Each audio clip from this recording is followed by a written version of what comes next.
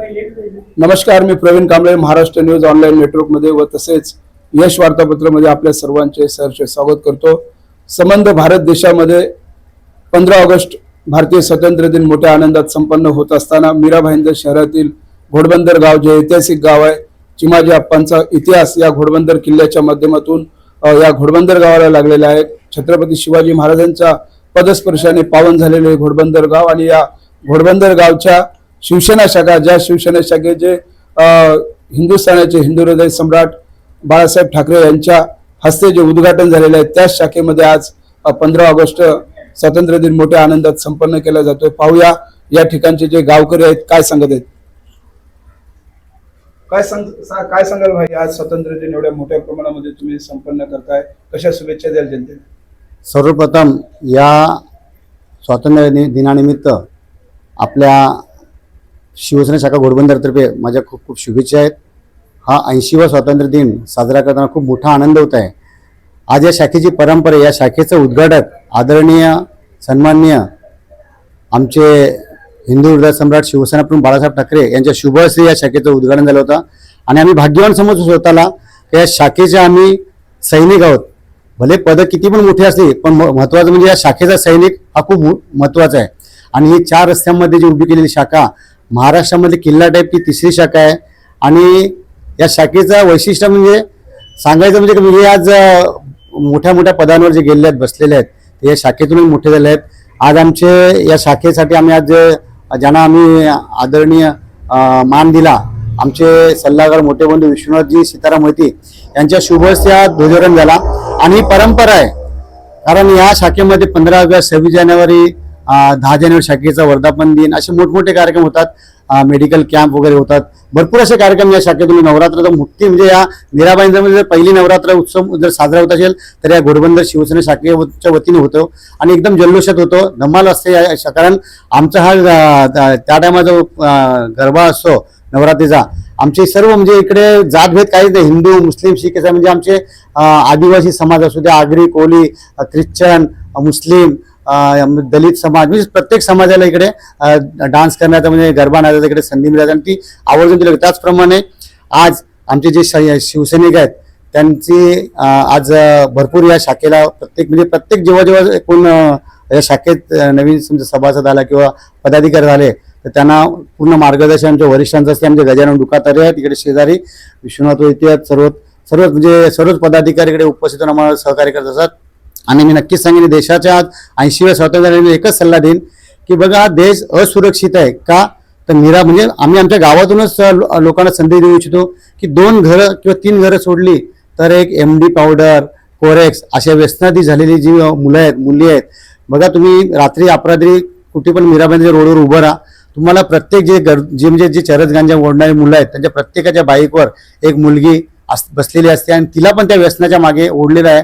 मी या मीरा भाईंदरच्या पूर्ण हिंदुस्थानच्या जनतेला आणि पालकांना विनंती करेन, माझे जे बंधू असतील, माता भगिनी असतील, त्यांना विनंती करेन, मी हात जोडून विनंती करतो की आपला मुलगा किंवा आपली मुलगी जेव्हा कॉलेजसाठी किंवा शिक्षणासाठी या कुठच्याही कारणासाठी जर 5,000 2,000 3,000ची मागणी करत असेल तर ती त्याची शहानिशा झाली पाहिजे।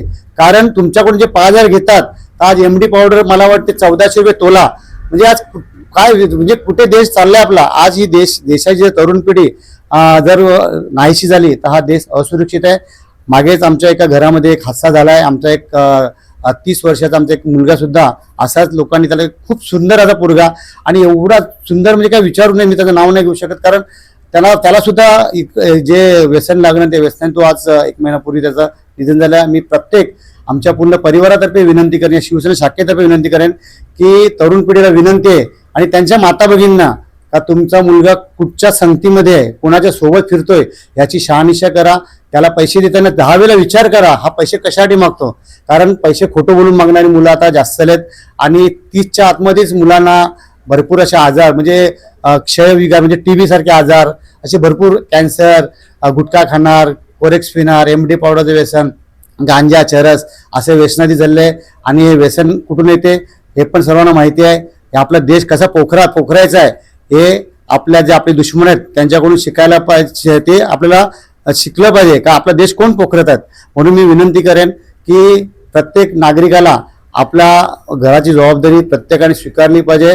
जरी बाप कामावर जात असेल, आई कामावर जात असेल, पण पैसे देताना 10 वेळा विचार करा, मुलांचा विचार करा. कारण ज्या परिस्थिती खराब आहे, आज बोलतात ना लव जिहादचा काळ जो, तर हा पण तोच प्रकार आहे. कसं हिंदुस्थान कसा खराब करायचा ते आजच्या या बऱ्याच लोकांना काही शिक्षण पण दिलं असतं, प्रशिक्षण दिलं असते का तुम्ही हिंदूच्या मुली कशा त्यांना ताब्यात करायच्या, त्यांना कसं त्यांना मोक्ष, त्यांना कसं त्यांना हे करायचं, तर ते पण प्रशिक्षण देऊन आपल्या हिंदुस्थानच्या हिंदूच्या मुली आहेत त्या पण खूप धोक्यात आहेत. म्हणून मी सर्वांना विनंती करेन, माझ्या जनतेला, माझ्या मायबाप जनतेला विनंती करेन की 10 वेळा विचार करा. आपला मुलगा सुरक्षित, आपली मुलगी सुरक्षित, तर देश सुरक्षित.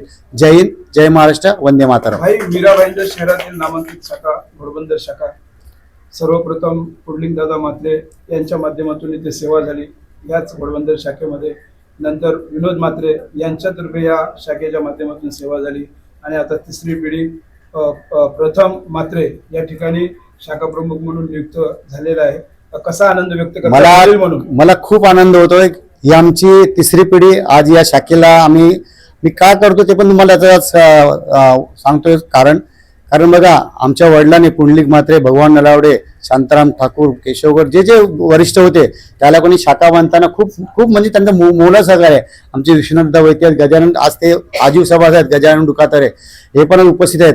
सर्व शिवाजी चाटे वगैरे आहेत आणि खरोखर त्यांनी जे बलिदान दिले शाखेसाठी खूप मोलाचं त्यांचं सहकार्य होतं. आणि त्यांची परंपरा म्हणून टिकवण्यासाठी मी आज माझा मुलगा म्हणून हे जे तरुण पिढी आज देशाचं भवितव्य आहे, जर आपण मुलांना जर चांगली वागणूक दिली, त्यांना चांगल्या ठिकाणी बसवलं तर ते चांगले होतील आणि आपला देश सुरक्षित, आपलं गाव सुरक्षित राहील. आज माझ्या वडिलांनी केलं. पुंडलिक म्हात्रे माझे वडील त्याच मोठे कलाकार होते, नाटकामध्ये कामं करायची, पिक्चर सिनेमामध्ये काम केलंय. तसंच माझ्या आता जेव्हा दुरादी मी पण माझ्या जेवढं म्हणजे आमच्या म्हणजे पक्षाचं कुठे नाव न खराब होता, मी हे कार्य चालू ठेवलं. मी माझा मुलगा आज आदरणीय पक्षप्रमुख आमचे उद्धवजी ठाकरे साहेब, आदरणीय युवासेना प्रमुख आदित्यजी ठाकरे साहेब, जिल्हा प्रमुख प्रभाकरजी म्हात्रे साहेब आणि जिल्हा संघटक नीलमजी ढवणताई मॅडम यांनी सांगितलं का नाही, तरुण पिढीला प्राधान्य द्या. त्यांनी हा नाव सुचवलेलं आहे की प्रथम विनोद म्हात्रे हाच शाखा प्रमुख झाला पाहिजे, अशी बोलतात ना म्हणजे मागणी आमचे जिल्हा प्रमुख प्रभाकर म्हात्रेची होती. कारण त्यांनी सांगितलं तरुण पिढीच्या हातात आता तुम्ही बस झाला, आता आपल्याला थोडं कुठेतरी हे करायला लागेल. आपण वरिष्ठ आहोत, तरुण मुलांना पुढे होते, त्यांना काहीतरी भवितव्य घडू दे आणि चांगलं कार्य घडावं. माझ्या मुलात जसं मी करतो, आज मी उपजिल्हा प्रमुख आहे, आज माझा मुलगा शाखा प्रमुख आहे, माझा पूर्ण परिवार मी या शाखेसाठी, या गावासाठी, या पूर्ण माझ्या म्हणजे बोलतात ना आमच्या समाजासाठी दिले. आधी कुठच्या पण रात्री मला फोन करा, म्हणजे रात्री 2ला 3ला 4ला माझा फोन चालू असतो. कारण मी सॅटर्डे नाईट आणि फुल टाईटवाला माणूस नाही, कारण मी अजूनपर्यंत कसलंच व्यसन केलं नाही. आणि मी त्यासाठीच लोकांना म्हणतो की तुम्ही व्यसन करू नका, चांगलं बना, देशाचा चांगला नागरिक बनून हा देश काहीतरी चांगला घडवा, हीच विनंती करतो. या 80व्या स्वातंत्र्य दिनाबद्दल सगळ्या शुभेच्छा सगळ्या उपस्थितांना. विनोद म्हात्रे जसं बोललं ती गोष्ट खरी आहे. व्यसनामध्ये आपला समाज गुंतत चाललेला आहे आणि त्याला कसं बाहेर काढायचं ते आपण प्रत्येक परिवारातील लोकांनी त्याचा विचार करायला पाहिजे. आणि शिवसेना शाखेकडून दिलेला हो, त्याबद्दल मी विनोद म्हात्रे यांचे आभार मानतो. म्हणून माझ्या शुभेच्छा पुढील वाटचाल. काय सांगतो प्रथम कशा शुभेच्छा देईल 15 ऑगस्ट स्वातंत्र्य दिनाच्या? सर्व नागरिकांना 15 ऑगस्टच्या हार्दिक शुभेच्छा. भारताचा स्वातंत्र्य दिन 80वा स्वातंत्र्य दिनाच्या सर्वांना हार्दिक शुभेच्छा. तसेच आमचे नाना विश्वनाथ नाना यांनी आमच्या शाखेला मान दिला, ध्वजाला मान दिला, त्यांचा आभार.